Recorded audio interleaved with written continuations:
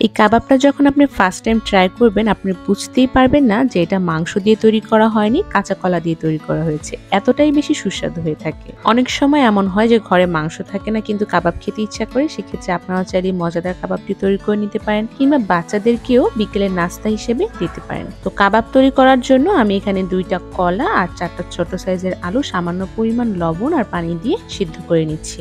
সিদ্ধ করা হয়ে গেলে কাঁচকলা আর আলুগুলোকে খুব ভালো মতো ছিলে নিচ্ছি।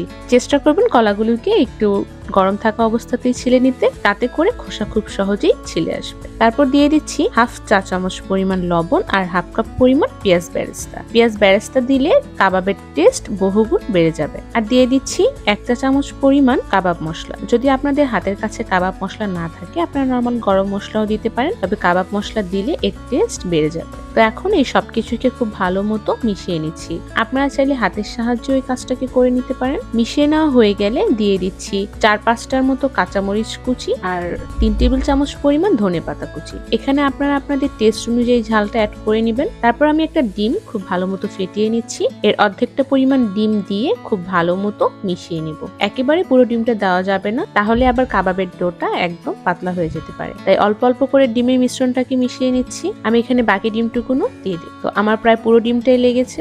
এখন সবকিছুকে খুব ভালো মতো মিশিয়ে প্রায় 10 মিনিটের জন্য রেস্টে রেখে দিচ্ছি। 10 মিনিট পর হাতে সামান্য পরিমাণ তেল লাগিয়ে কাবাবের ডো থেকে অল্প অল্প পরিমাণে ডো নিয়ে কাবাবের শেপ করে নিচ্ছি। এভাবে করে আমি সবগুলো কাবাব তৈরি করে নিব।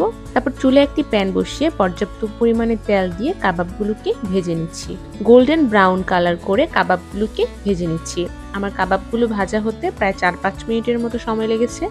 আপনাদের কম বা বেশি সময় লাগতে পারে। দেখুন কতটা সুন্দর কালার চলে এসেছে। তো এভাবে করে আমি সবগুলো কাবাব ভেজে নিচ্ছি। এখন একটা বাটিতে তুলে নিব। উপর থেকে কিছুটা ধনেপাতা দিয়ে দিচ্ছি।